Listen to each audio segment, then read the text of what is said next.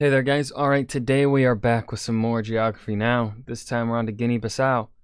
Don't really got anything much to say before we dive into the video, aside from the usual. Make sure you go and check out the links in the description box below. I would love it if you join the Discord and followed me over at Twitch. Alright, let's go ahead and dive into the second Guinea of the world. Just be honest, you really don't know anything about this place, do you? Motherfucker read my mind. That's okay. I'm here to pretend like I do for you. Thank you. It's time to learn Geography now! Hey everyone, I'm your host Barbie. Alright, last episode you saw the bigger, Frenchier twin Guinea. The Frenchier. Horrifying. The Frenchier. Now we meet the feisty, passionate, Portuguese-influenced sister Guinea-Bissau. So much to cover. So the better one, because it's not French. Let's go. Alright, get ready because this is how you find Bissau. Man, I miss doing that.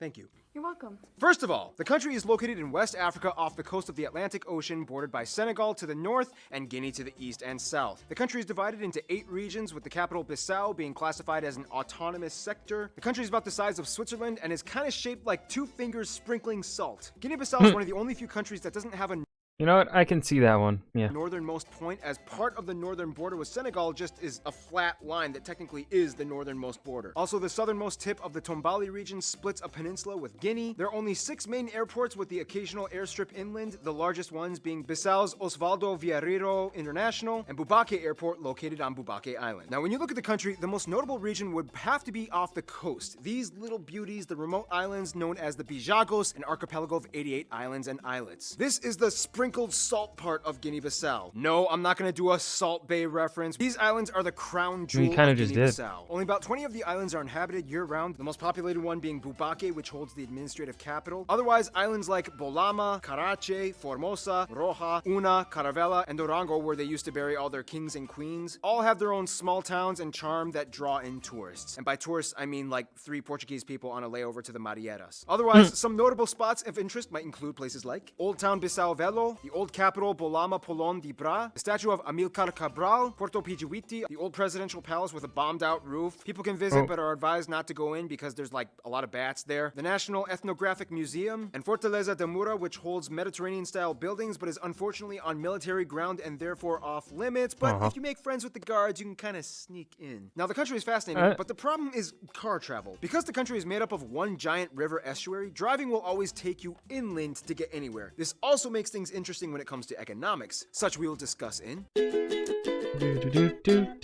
Now, in the latest episode, we mentioned how every country in West Africa has like a coast nickname. Ghana was the Gold Coast, you have the Ivory Coast, Guinea was unofficially the Aluminum Coast. Well, if Guinea-Bissau had one, it would probably be the Cashew Coast. First of all, the whole coast is serrated with tributaries and river estuaries that dump into the Atlantic, mostly from the longest river, the Geba, that flows more than 340 miles inland, creating a complex, notched, disconnected coastline made up of mangroves and swamps with a few beaches. This means that although shipping ports and docks are available, inter-regional land transportation has always been slightly hindered. The whole country is generally flat. The highest point doesn't even have a name. It's just a hill 300 meters high along the east border with Guinea's highlands. Go inland and you reach the forests and savannas. About 71% of the entire country is covered in forests, making it the 3rd most forested country in Africa after Seychelles and Gabon. This is also where you can find typical West African wildlife like aardvarks, pikas, monkeys, giraffe, and the disputed national animal, the West African elephant. This area also harbors the core of the agricultural sector that employs over 80% of the entire population. Damn. The most heavily produced crop?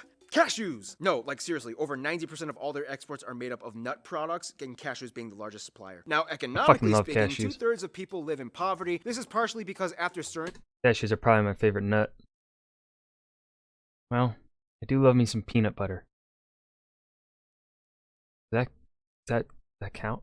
Is it different? I don't know. Obviously, it's a different nut. But do we count peanut butter as its own nut? It's a butter, but it has nut in it.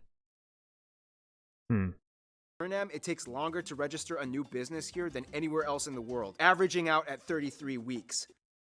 Oh 33 man, weeks. carrot cake cream pies are totally blowing up on Instagram right now. Excuse me, sir. I'd like to register to open up a carrot cake cream pie bakery. Okay. finally I opened up my carrot cake cream pie bakery. Excuse me, miss. Would you like to buy a carrot cake cream pie? That is so 8 months ago. Grapefruits are in now. No. They got married! Speaking of food, the national dish would probably be caldo stews, famous ones being caldo branco, caldo mancara, and caldo cheben. Top dishes include things like avocados with tuna, yassa chicken, egusi soup, and fried cassava. The Bijagos Islands, though, probably have the largest ecodiversity in the country, classified as a UNESCO Biosphere Reserve. You can even find the famous saltwater hippos in Orango Island. Otherwise, cool natural places include Hereberem and the sacred forest of the south, where you can see chimpanzees, the waterfalls and crocodiles of Bambadinka, and of course the Bijago beaches with the giant sea turtles that come to lay their eggs. So that settles the land. Now let's see who has settled the land. Oh, that was such a good transition. I should have saved it for like a bigger episode like India or something. Oh well. That was a really good transition. No, that was a good... Barbie, if you use it for a later episode, I won't blame you because that one was really fucking smooth. Do. Okay, so just to clarify, people here are not called Guinea-Bissawians or Bissauans. They're just called Guineans or Bissau Guineans to distinguish themselves apart from Guinea. Otherwise, they usually refer to regular Guinea as Guinea-Conakry or just Conakry. It's kind of like, only one can have the title of the true Guinea, but usually Guinea wins. First of all, the country has about 1.8 million people and over 60% of the population is under 25. Oh, the largest damn. ethnic groups are the Fulani at about 28%, the Balanta at 23%, the Mandinka at 15%, and the Papel at around 10%. The rest are made up of numerous other tribes and groups with a small 2-ish% of non-Africans, including Europeans, and even a few Chinese that were mostly brought over from Macau. Yeah, Portuguese-speaking Chinese immigrants from Southeast Asia in Africa. What a world we live in! They also use the It's a African world. CFA franc, they use the Type C outlet, and they drive on the right side of the road.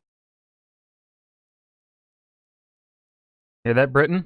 And all others that drive on the wrong side of the road because it's not right. Not right. Okay? Right is right. Alright? It's correct. It's proper. Stop driving on the wrong side of the road, god damn it. Before colonization, major parts of Guinea-Bissau were under various African kingdoms like the Gabu and the Mali Empire. Long story short, in 1450 the Portuguese came in and then, well, you know, they kind of started the whole Atlantic slave trade. Fast forward to the mid-50s and they were fed up with the Portuguese, joined up with Cape Verde and started a rebellion, which is how Russia and China and Cuba got involved and tried really hard to push communism on them. It was like... Okay, here are some weapons. We totally got your back, Guinea-Bissau. And if you have time, here is ideology manuscript. Oh, that is okay. I am happy with just the weapons. Oh, who else can I find to influence around here? Ooh, are those guns?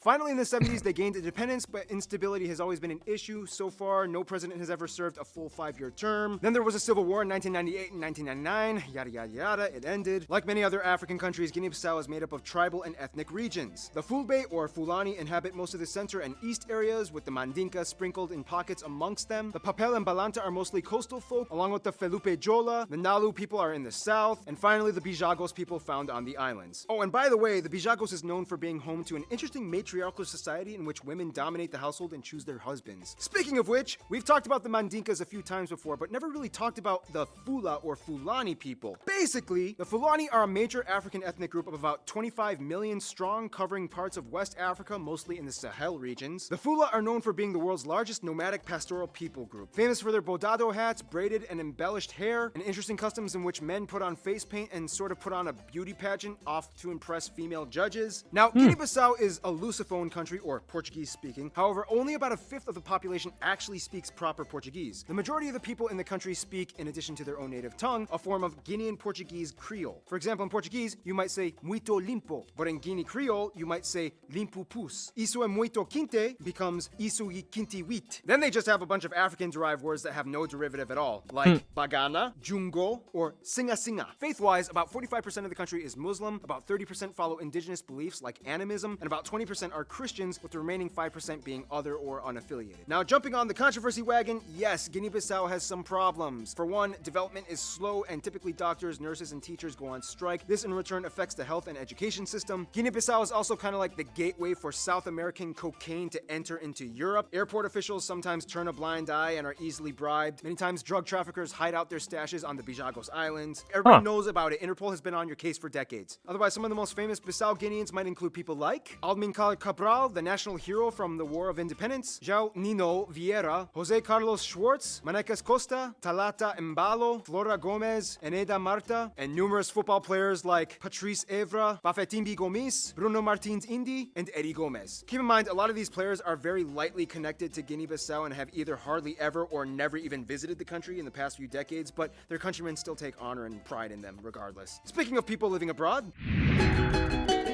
Bum, bum, bum.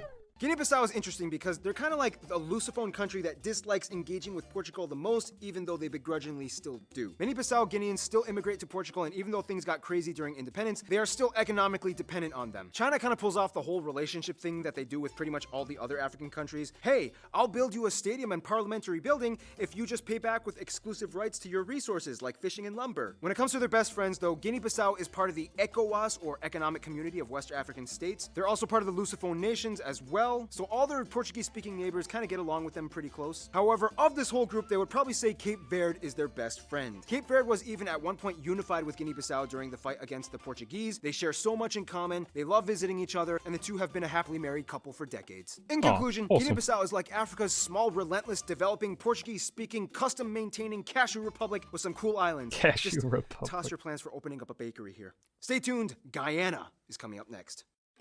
Guyana. Isn't it Guyana?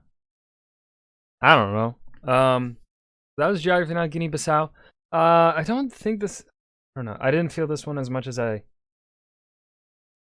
Maybe it's just because, you know, you don't know anything about this... I don't know anything about this country, so probably harder for me to connect to it. Hopefully... don't know anything about Guyana either, so we'll see. We'll see how that one goes. But this was still a good episode. I'm so happy that they finally have balanced audio on their end, where the frickin' transition scenes, like the friend zone or physical geography, that stuff is no longer like super loud compared to Barbie's voice. They have it like balanced. So good. Finally, I hope that's consistent from this point forward. But yeah, that was Geography Now Guinea-Bissau. I hope you guys enjoyed. Remember to hit that like button and subscribe for more.